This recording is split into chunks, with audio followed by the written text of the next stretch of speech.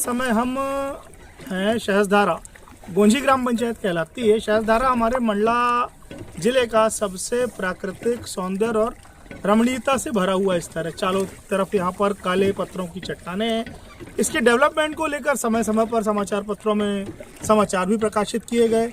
कुछ का तो यह भी कहना था समाचार पत्रों के माध्यम से कि जिस तरह से जबलपुर के बेड़ा घाट में वाइट मार्बल्स हैं, वैसे ही हमारे यहाँ ब्लैक मार्बल्स की जरूरत से ज़्यादा चट्टानें मौजूद हैं। इसका यदि पर्याप्त डेवलपमेंट और विकास किया जाए तो एक सुंदर रमणीक स्थल के रूप में इसका डेवलपमेंट बहुत ही अच्छे से किया जा सकता है। पीछे आप हमारे देख रहे हैं सहस्त्रधारा का जो मंदिर है, सबसे प्राचीन मंदिर है। कलचुरी हई समाज के द्वारा यहाँ पर अभी कुछ समय से पूजा पाठ और बाकी चीज़ें धीरे धीरे बढ़ाई जा रही हैं। उनका मानना है, उनका कहना है सहस्त्रबाहु उनके पूज्य देवता थे जिनकी वो आराधना करते हैं। उनकी जयंती समारोह यहाँ पर बड़े ही धूमधाम से मनाया जाता है। इस आयोजन में हमारे प्रदेश की पीएचई मंत्री श्रीमती संपतिया उइके का भी आगमन हुआ, जिन्होंने उस मंच से मंडला को महेशमती नगरी, जो उसका पुराना नाम है, उससे पुकारा, जिसको लेकर कुछ कंट्रोवर्सी पैदा हो गई है। हम सोशल मीडिया में देख भी रहे हैं कि उनको लेकर आने वाले समय में धरना प्रदर्शन और बाकी चीज़ों की भी संभावना है। खैर, हम उस पहलू पे नहीं जाते, हम सिर्फ एक सुंदर स्थल जिसको सहस्त्रधारा कहा जाता है उसकी बात करते हैं। भाई साहब चट्टानों की तरफ दिखाएं। यहाँ पे सामने मंदिर दिख रहा है, हमारा पचमठा मंदिर कहलाता है। आप ध्यान से देख सकते हैं 5 गुंबद है इस मंदिर में, 4 छोटे गुंबद और 1 बड़ा गुंबद। अंदर यहाँ पर शंकर जी विराजमान है। महाशिवरात्रि पे जबरदस्त मेला लगता है। दिवाली की त्योरुस 13 दिन जब दिवाली के होते हैं तब जाके यहाँ पर एक बहुत बड़ा मेला लगता है, जिसको लेकर पंचायत बहुत तैयारी करती है। लाखों में उस पर पैसों का, हमारे यहाँ कहना चाहिए, रोजगार भी उत्पन्न होता है, चीज़ें पहुँचती हैं। अभी हाल ही में इसके डेवलपमेंट को लेके काफ़ी प्रयास किए गए। यहाँ पर जो लोकल जनप्रतिनिधि हैं अजीत सिहानी, उनसे जो हमने जानकारी ली थी तो कुछ करोड़ों में यहाँ पे राशि आई हुई है, डेवलपमेंट किया जा रहा है। एक बड़ा सा गेट अभी जहाँ से हमने एंटर किया वो हम दिखाएंगे आपको नीचे स्क्रॉल में। गेट का निर्माण कर दिया गया है, वह गेट का निर्माण हो चुका है। आने वाले पर्यटकों के लिए बैठने की व्यवस्था, घूमने फिरने की व्यवस्था, कुछ खाने की व्यवस्था, कुछ गुमटियाँ वगैरह ये भी लगने के लिए प्रस्तावित है। पर इस सब के बाद भी हम यदि बात करें तो यहाँ पर जो सहस्त्रधारा का पुराना स्वरूप था, जिसको हम वास्तविक रूप से देख सकते हैं, हम ड्रोन शॉट में आपको वो भी दिखाएंगे। पर यहाँ कहीं ना कहीं एक रोपवे जैसी व्यवस्था, ऐसा मेरा मानना है, बाकियों का मानना है नहीं है ये हम नहीं कह सकते, पर एक रोपवे जैसी व्यवस्था यहाँ पर हो जाती तो बहुत ही अच्छे तरीके से लोग हमारे सहस्त्रधारा की खूबसूरती को निहार सकते थे, मन में उसकी जो छवि है वो सजोकर रख सकते थे। पर धीरे धीरे सरकार प्रयास कर रही है, क्षेत्रीय जनप्रतिनिधि प्रयास कर रहे हैं, मीडिया तो अपना धर्म निभा ही रहा है। समय समय पर यहाँ की खबरें प्रकाशित होती हैं। आप अभी देख सकते हैं, आते समय हमने देखा गाड़ियों का झुंड लगा हुआ था, लोग दर्शन करने आए हुए यहाँ पर, सब यहाँ वहाँ फैले हुए हैं। काफ़ी बड़े एरिया में, मेरे हिसाब से 5 से 8 एकड़ से ऊपर का एरिया होगा ये, जिसमें ये पूरा रमणीक स्थल फैला हुआ है। पर इस सब के बावजूद भी एक सोच जो है मंडला को लेके कि यह मंडला जिले का सबसे बड़ा रमणीक और भ्रमणीय स्थल है, जिसको यदि डेवलप किया जाए तो ये बहुत ही अच्छे तरीके से विकसित हो सकता है। रोजगार के बड़े साधन बन सकते हैं, लोगों को रोजगार मिल सकता है। साथ ही साथ मत्स्य आखेट के लिए भी यह जगह बहुत ही ज़्यादा प्रचलित है। लोग जो सीज़न बंद रहता है, जो सरकारी नियमावली है, उस समय को छोड़कर यहाँ पर मत्स्य आखेट का भी आनंद लेते हैं। यहाँ पर रुकने की कोई खास व्यवस्था नहीं है, जिसको लेके अभी तैयारी चल रही है। अब आने वाले समय में क्या प्रोजेक्ट है गवर्नमेंट का, ये तो हम आपको अभी से नहीं बता सकते, पर कहीं ना कहीं इस क्षेत्र को बहुत ही ज़्यादा डेवलपमेंट की ज़रूरत है। कैमरा देखिए घूम रहा है हमारा, सहस्त्रधारा की वो धारा अभी आपको कुछ समय बाद दिखाई देगी जिसके लिए यह सहस्त्रधारा प्रचलित है। नीचे हम आपको स्क्रॉल में, ड्रोन शॉट में तो वह चीज़ें दिखाएंगे, पर अभी फाइनल मूवमेंट पे हमारे साथ जो भाई साहब मौजूद हैं, जिनके हाथ में हमारा कैमरा है, विशेष सहयोगी के रूप में अशोक मिश्रा जी हैं, हमारे साथ वरिष्ठ पत्रकार राकेश झा जी मौजूद हैं, शिक्षा विभाग के जानकार के रूप में जाने वाले एसपी तिवारी जी मौजूद हैं। हम उन सभी से आपको रूबरू कराएंगे। कुछ ही देर में जैसे यह कैमरा उस तरफ मूव करता है, हम आपको वह दर्शन दिखाएंगे जिसके लिए लोग आतुर रहते हैं, दूर दूर से आते हैं। काफ़ी दूर पैदल चल के आना पड़ता है। इसको हम चूँकि नाव से चल रहे हैं, भाई साहब हमारी ओर जो नाव लेकर चल रहे हैं वो हमें उस ओर ले चल रहे हैं, तो उनके द्वारा हमें यह दृश्य दिखाया जाएगा। कुछ ही देर में हम आपको राकेश झा जी वरिष्ठ पत्रकार मौजूद हैं, हम उनसे रूबरू कराएंगे। सहस्त्रधारा के उस रमणीक स्थल पर जिसको लेकर काफी हद तक यहाँ पर कोशिशें की जा रही हैं, हमारे साथ वरिष्ठ पत्रकार राकेश झा जी मौजूद हैं। हम झा सर से जानना चाहेंगे इस जगह के इतिहास के बारे में, क्या है यह जगह, कितना डेवलपमेंट यहाँ पर हुआ और कितना हो सकता था। Jha sir please. मंडला की पहचान जो है कान्हा नेशनल पार्क की, और ये अभी से नहीं दशकों निकल गए इस चीज़ को, और जनप्रतिनिधियों को जो संभावना तलाशनी थी कि अपना मंडला जिला जो है प्राकृतिक सौंदर्य के रूप में बहुत सी संभावना यहाँ पर्यटन की थी, उसमें से एक बहुत महत्वपूर्ण जगह जो है सहस्त्रधारा। सहस्त्रधारा का डेवलपमेंट बहुत वर्षों पहले होना था, लेकिन अभी जो खबरें मिली हैं कि अब पर्यटन विभाग ने और यहाँ के जनप्रतिनिधियों को ध्यान दिया इसको, और कुछ कोशिश की जा रही है इस बारे में कि यहाँ के स्थल को पर्यटन स्थल के रूप में एक नई पहचान दी जाए। जैसे कि किंवदंतियाँ हैं कि नर्मदा जी जब उनका विवाह हुआ और उनके पति उनको छोड़ के चले गए, तो वो गुस्से में फंती हुई वहाँ से अपने ससुराल से निकली हैं, और बहुत से लोगों ने, उनके परिवार के लोगों ने रोकने की कोशिश की। जब नहीं रोक रही थी वो, तो फिर उनके जेठ जो सहस्त्रबाहु के नाम से जाने जाते थे, उनने कहा कि शायद जेठ होने के नाते वो मेरा कुछ लिहाज करेंगी और रुक जाएंगी, मान जाएंगी, तो उनने अपनी सहस्त्र बाहों को ऐसे फैला के उनका रास्ता रोकने की कोशिश की। लेकिन माँ नर्मदा इतना गुस्से में थी कि वो उनको बाहों के बीच से निकलते अपना प्रभाव उसने बनाए रखा, और उसी स्वरूप में यहाँ पे ये माना जाता है कि नर्मदा जी सहस्त्र धाराओं के रूप में यहाँ से प्रभावित होती हैं, और इसी वजह से इस जगह को, इस स्थान को सहस्त्र धारा का नाम दिया गया।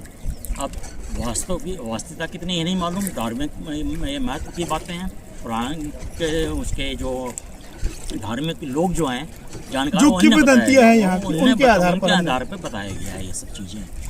संभावना है पर्यटन की यहाँ पे बखूबी है, अभी कुछ दिख रहा है कि कुछ प्रोग्रेस हो रही, कुछ काम प्रगति पे है, लेकिन सरकार की या जनप्रतिनिधियों की क्या मंशा है, क्या प्लानिंग है, अभी उन्होंने इसका खुलासा नहीं किया हुआ है। ये आने वाले समय में हम देख पाएंगे कि इसका डेवलपमेंट किस रूप में किया जाता है। बहुत बहुत धन्यवाद झा साहब आपका। आपने देखा कि हमने वरिष्ठ पत्रकार झा सर से आपको मिलाया। किंवदंतियाँ, जो प्राचीन कथाएँ, प्राचीन जो चित्र परिचित जो बुजुर्गों ने लोगों को बताया, लोगों से अन्य लोगों तक, फिर हम तक पहुंची, उस आधार पर हमने आपको ये जानकारी दी। ये जो भी जानकारी ये धार्मिक मान्यता के आधार पर है, पर फिर भी एक डेवलपमेंट की हम बात करें तो चारों तरफ आप देख सकते हैं काले पत्थर के बीच से झांकता हुआ पचमढ़ा मंदिर बहुत ही खूबसूरत दिखाई देता है। बगल में एक पुल, ये पुल मुझे बहुत अच्छे से याद है, हमारे यहाँ के सम्माननीय कलेक्टर के खरे जी की सोच थी, जिन्होंने यह पुल डेवलप किया। रोटरी के उस समय कार्यक्रम चल रहे थे, उस दौरान डॉक्टर संजय तिवारी, मंडला के समाज सेवी के रूप में उनको जाना जाता है, डेवलपमेंट के क्षेत्र में उन्होंने कई योजनाएं मंडला को दी है। उसमें से के खरे सर के द्वारा जब बातचीत हुई तो यह पुल स्वीकृत किया गया था। ये मुझे बहुत अच्छे से ध्यान है। इस फोटो को लेकर काफ़ी चर्चाएं रही। यह फोटो ने जो है अपना स्थान बहुत आगे तक बनाया, मंडला की एक पहचान के रूप में यह फोटो विकसित हुई। इसको हम देख रहे हैं, जो पुल दिखाइए भाई साहब, के खरे सर जो है, पर उनकी जो सोच थी, पुल को मंदिर से जोड़ा गया, दर्शन लाभ मिले लोगों को, एक वोटिंग का परफॉर्मेंस जो तैयार किया गया वो भी आज चालू है, और अब धीरे धीरे इस एरिया का डेवलपमेंट हो रहा है। बहुत बहुत धन्यवाद आपका। मैं द वायरल से कपिल वर्मा, आज मेरी पूरी टीम, आदरणीय राकेश झा जी, एसपी तिवारी जी, अशोक मिश्रा जी, और हमारे नाव का संचालन कर रहे हैं। भैया क्या नाम है आपका? पूरन बरमैया। भैया कितने साल से कर रहे हैं भैया नाव का काम? महेश्वती नगरी 8 साल से पूरन भैया यहाँ पर लोगों को माँ नर्मदा के दर्शन करा रहे हैं। और माँ नर्मदा की यह जो अविरल धारा है, माँ नर्मदा के लिए एक खास बात और है, जहाँ से माँ नर्मदा निकली और जहाँ तक गई, वहाँ तक आज की डेट में कभी सूखा नहीं पड़ा है। नर्मदा का कोई भी किनारा सूखा नहीं रहता। ये माँ नर्मदा का आशीर्वाद है हम मंडला वासियों को। इसकी हम कितनी कदर कर पा रहे हैं, नहीं कर पा रहे हैं, यह तो आप देख ही रहे हैं। यहाँ पर पर्यावरणविद के रूप में डॉक्टर सरिता अग्निहोत्री, उन्होंने भी काफ़ी काम किया है। पन्नी को लेकर माँ नर्मदा प्रदूषण मुक्त रहे, दिए जो डिस्पोजल के यूज़ किए जाते थे उनको ना उपयोग किया जाए, उसको लेकर भी उन्होंने काफ़ी चिंताएं जताई। समाचार पत्रों में खबरें लगी। धीरे धीरे माँ नर्मदा के घाट जो थे वो प्रदूषण मुक्त हुए। अभी हमारे यहाँ सीवर लाइन का काम भी चल रहा है। माँ नर्मदा के जो बचे हुए हिस्से हैं जिनमें नालों का पानी मिलता है, वो अभी दिन ब दिन करके धीरे धीरे रुक कर एक किनारा पकड़ लेगा। फिर भी इन सब के बावजूद भी माँ नर्मदा का यह अद्भुत सौंदर्य कहीं ना कहीं यह जरूर बोलता है कि इसे स्वच्छ रखें, साफ रखें। यही माँ नर्मदा की पुकार है। ये मंडला जिले का एक रमणीय स्थल है सहस्त्रधारा। जैसा बताया जाता है कि यहाँ नर्मदा जी की सहस्त्र धाराएँ बही हुई हैं, जो बाकायदा काली चट्टानों के बीच से जो निकल कर प्रवेश होती है और बड़ा अच्छा मनोरम दृश्य दिखाई देता है। लोग यहाँ पर मंडला अपने बाहर से भी लोग बाग घूमने आते हैं और आनंद लेते हैं। यही मतलब शासन अपनी दृष्टि से तो विकास को कर रहा है, पर अभी और इसमें विकास होने की आवश्यकता है। जैसा कि ये दृश्य देखने को मिल रहा है कि चारों तरफ कल बहती हुई माँ नर्मदा का दृश्य देखने को मिलता है, जिससे सभी लोग आनंदित होते हैं और काली चट्टानों के बीच से सब धाराएँ बह रही हैं, जो देख अपने आप में सुखद महसूस होता है। मैं हूँ श्वेता जैन अग्रवाल, मयंक अग्रवाल की वाइफ हूँ मैं। और ये है सहस्त्रधारा, हमारी नर्मदा जी का नर्मदा जी के किनारे एक बहुत सुंदर प्राकृतिक स्थल है। और ये मेरी छोटी बहन है, ये जौनपुर से आई हुई है, तो इन्होंने कहा कि कहीं चलते हैं घूमने, तो बोले चलो सहस्त्रधारा चलते हैं। सहस्त्रधारा हमारे मंडला की शान है, बहुत ही सुंदर स्थान है। अच्छा लगा हमको भैया यहाँ घूमकर। हम जबलपुर से आए हुए हैं और पहले भी मायका तो हमारा यहाँ का है, यहाँ रह चुके हैं, पर बहुत अच्छा लगा यहाँ आके। पहली बार हम सहस्त्रधारा जहाँ से निकली है वहाँ तक पहुँच पाए, तो बहुत ही अच्छा हमारा अनुभव, बहुत अच्छा लगा आज, बहुत अच्छा। डेवलपमेंट के लिए तो थोड़ा और ज़रूरत है यहाँ डेवलपमेंट के लिए। अगर इसको दर्शनीय पर्यटन स्थल बनाना है तो थोड़ा सा कुछ काम कराना होगा हमको, मतलब बैठने के लिए, जैसे जो घूमने आते हैं उनके लिए प्रॉपर व्यवस्था इतना होगा। थोड़ा पर्यटन स्थल और दूसरे भी जो होते हैं उस हिसाब से होगा, तो फिर और यहाँ आने जाने के लिए और लोग आएंगे यहाँ पर। हमारे साथ जो ग्राम पंचायत गोंझी माल है, वह जिस जनपद क्षेत्र में आती है, उसके जो सदस्य हैं अजीत भीषम सिहानी जी, वह हमारे साथ मौजूद हैं। हम सहस्त्रधारा के जो डेवलपमेंट है उसको लेकर इनसे जानना चाहेंगे कि फेज़ 1 फेज़ 2 में क्या क्या होना था, क्या क्या हुआ, और आगे पर्यटन को लेकर। हालांकि एक चीज़ की हम जानकारी आपको स्पष्ट रूप से बता रहे हैं, यह जो भी डेवलपमेंट आपको दिख रहा है वह प्रयास सिर्फ इस नव चेहरे का है जो अचानक से जीतकर इस क्षेत्र में आए, और इन्होंने डेवलपमेंट को लेकर, सहस्त्रधारा को लेकर जो रुचि दिखाई वो वाकई में काबिल तारीफ है। हम अजीत भीषम सिहानी जी का बहुत बहुत स्वागत करते हैं हमारे चैनल में। अजीत जी, हम आपके क्षेत्र का पूरा परिचय, आपका पूरा परिचय और जो वहाँ की आबादी क्षेत्र है उसकी जानकारी चाहेंगे पहले तो आपसे।